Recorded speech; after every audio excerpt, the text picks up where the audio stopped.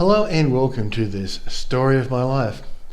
A new friend of mine suggested that the best story he'd heard from me about why I'd been doing all the things I've been doing in the manosphere over the last 7 years was about an incident that happened when I was an incident that happened in 2010. So I thought in this story of my life I might as well also put this story.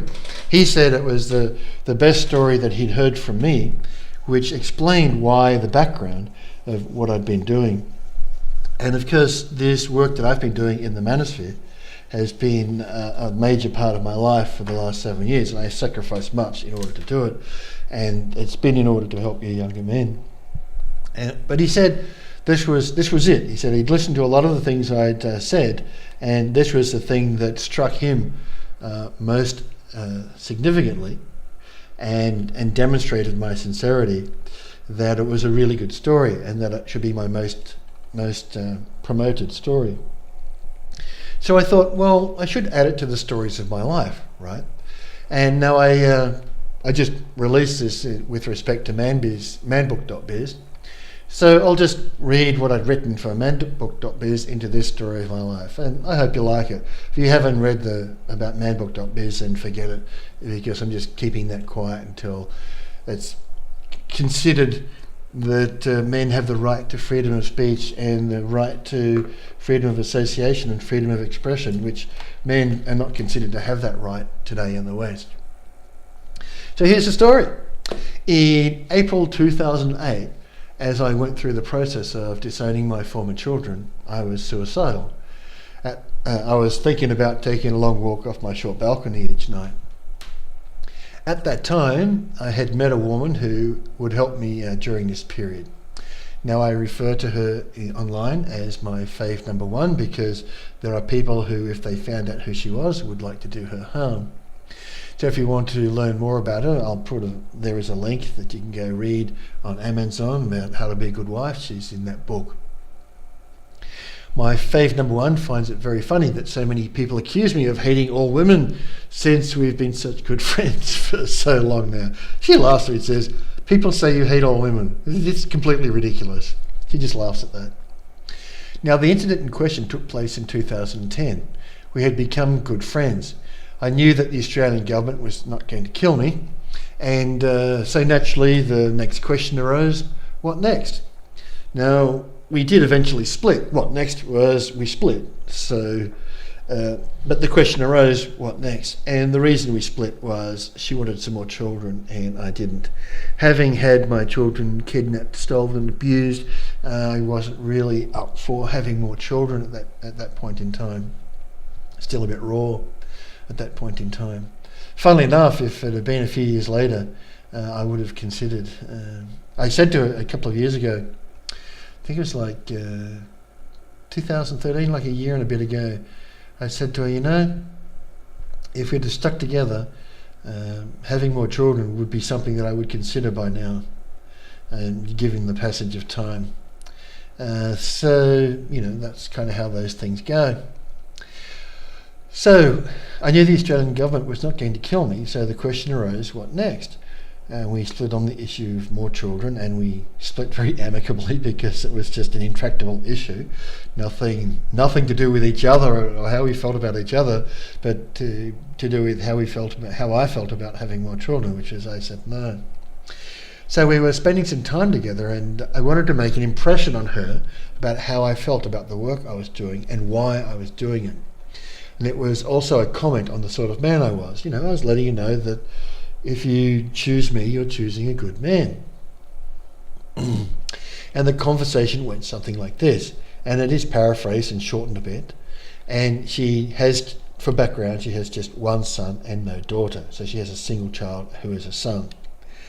So I said, "You have a son, and he just turned 18, which he had. Tell me, how would you feel if he met a wonderful young woman?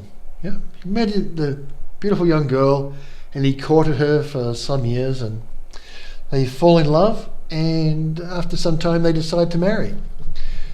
How would you feel about that?" And she's very positive about that. And I said, "How would you feel if, after all these years, your son had a little girl. The little girl that God did not give to you. The little girl that you missed out on. Because she talked often about it'd be lovely to have a little girl. I never did get to have a little girl. And women do like to have little girls, right? And so the little girl that you missed out on. And how would you feel if you got that little granddaughter and you would get to help your son raise and play with your granddaughter like my mother played with my daughter? How would you feel about that? And my mother was terrible with Josephine. My mother spoiled Josephine out of all proportion. One funny story about my mother was my mum created out of my old room, the room that I grew up in, Mum transformed that into what she called the princess room. And she decked it out with all this new bed and all this beautiful stuff for when Josephine would come to stay. And she just doted over Josephine. She spoiled Josephine ridiculously. And when Joshua came along, and we brought Joshua home, etc., and I said to Mum, "So, Mum, are we going to have a prince room for Joshua like we have a princess room for Josephine?" I said to her, laughing, and she looked at me in all seriousness and said, "Of course not. I already had 3 boys." It was so funny. Of course not. Of course I'm not going to have a prince room for Joshua. I already had 3 boys. And Mum almost completely, because when we travelled home, obviously with Joshua, when Joshua was born, when we travelled to Wagga with Josephine and Joshua, obviously Josephine was around. My mum completely ignored Joshua. Joshua was just not interesting. She had a granddaughter that she could play with, and Joshua, she'd already had 3 boys, so Joshua got very little attention from her grandmother when he was a little boy, when he was a baby and a tiny little boy. I mean, obviously that did change later. But Mum was she was just so chuffed to have a granddaughter to play with. And obviously this Faith number 1 and I had spoken about this a great deal. And so, she was glowing, her eyes were glowing, and she smiled, and she was obviously living the moment in her mind that she might one day, her son might one day meet this woman and have a little girl, and she'd be able to play with the little baby and raise her, etc. She was thinking about that. So anyhow, her eyes glowed and she smiled, this big smile she has. She's so beautiful when she smiles, and she was obviously living the moment in her mind. And she said words to the effect, "Peter, you know how much I love my son. You know how hard and long I've worked away from home to give him the best opportunity in life. What you describe is my dream for him. I would love to see him happily married. And if he were to have a little girl, if God would bless him with a little girl, I would be the happiest woman in the world. I really would be." And that's kind of how she spoke. And as I say, I can tell you that she was glowing. Rarely has any woman loved her only son as much as this, as my Faith number 1. I've known her now for over 7 years, and she really has worked her fingers to the bone to give him the best of chances in life. She really has, and I know that for a fact. She is an exceptional woman and mother. She has done very much what I did, which was spend a lot of time away from home, and in her case, in order to give the child the best chance in a tough situation. The Ukraine is a tough situation. And then I went on to say to her, "Now imagine for a minute that some man comes along who has more money than your son. Your son works hard, he does the best he can, he's done nothing wrong, but there's always a man with more money and status, right? And imagine that he seduces your son's wife. And imagine that she decides to leave your son even though he's done nothing wrong and everything right.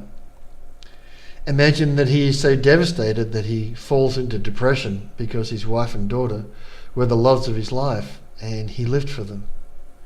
And imagine in the end, he finishes where I was, suicidal. And imagine he kills himself. In that instant, you will lose your son and your granddaughter." I was watching her reaction. She physically shuddered. I can tell you, I swear on a stack of Bibles, she physically shuddered. As the thought of the happy picture I'd painted evaporated, she actually physically shuddered. And she looked me hard in the eye and simply said, "Peter, please never say anything like that ever again. That was too horrible even for me to hear." And I said to her, "This is who I am. I was in that place. I was suicidal, and I know what it's like. I do not want any other men to go there. It's too horrible. Not your son, not anyone else's son. Every man who kills himself has a mother just like you. Many of them have children just like your son. I have worked for 3 years, risked my life and everything I hold dear to secure the rights of other men to raise their children that they love. And I've done this to save the lives of the fathers and to make the lives of the children better. Men just like your son. This is who I am. This is the sort of man I am. I will risk my life for men and children I do not even know because it is the right thing to do. Men did this for my parents in World War II, and it's my turn to do it for the children of my land as well." Now, the reason I said that was because her grandfather fought in World War II. He was Ukrainian. He fought with the Russians in World War II. And her grandfather had described to her as a little girl the hell on earth that the men had fought through, the Russian men fighting the Germans in World War II. He described that to her and explained to her what was done for her benefit, for the benefit of her parents, and for her, the hell on earth those men had endured, and many had perished in. He'd explained that to her. And so she had a very good sense of that. And in the same way, my grandfather, Frank Trainer, had explained the exact same thing to me. So we both had a very good sense of the sacrifice that other people had made for our opportunity to live a better life. And that's exactly why I used that reference with her, and she understood it very well. So that's the story. That's the story of, people ask me, why have you worked so hard in this whole thing about family law courts and stopping men being criminally victimised from the family law courts? And the answer is, men love their children. They really do. Men fight and die for their children, willingly sacrifice their life for their children. Men fight and die and willingly sacrifice their life for people they don't even know, right? And men did that. When my parents were small and unable to defend themselves, men did that for my parents.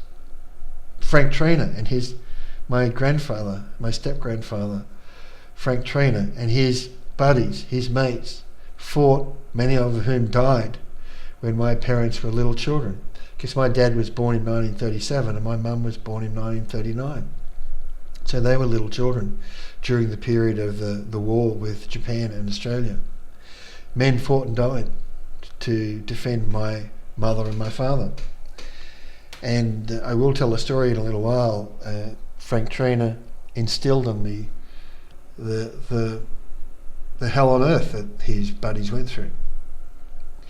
So why am I doing this? I'm doing this because other men did it for me. And I've done all that I can now to secure the rights of men to raise their own children. Men are not listening. They're going to have to be abused a little more, and then maybe they'll listen. I've done that for 7 years and I'm a bit tired of being lied about. But this story, my friend said to me, this story where you told this woman, imagine if you had this perfect life. Your son had this perfect life. Imagine if you had that. Get that in your mind, and now imagine that's all taken away and he kills himself. My friend just said that is a really powerful story. And he said it really brings across why you have done this. Okay, why you've been willing to put so much effort in and take so much abuse, lies and slander, because you're there to save the lives of these young men, sometimes older men. He said it really comes across very well in that story. So I hope this did come across well in this story. This is why I've been doing what I did for the last 7 years. And, we're winning. we're just winning more slowly than what might otherwise be possible due to the lack of willingness of men to give me a hand. But I hope you like this story. My friend said this was a great story, and this is the one that should really be put about. So vote on it and comment on it and share it as you see fit. Thanks very much for listening.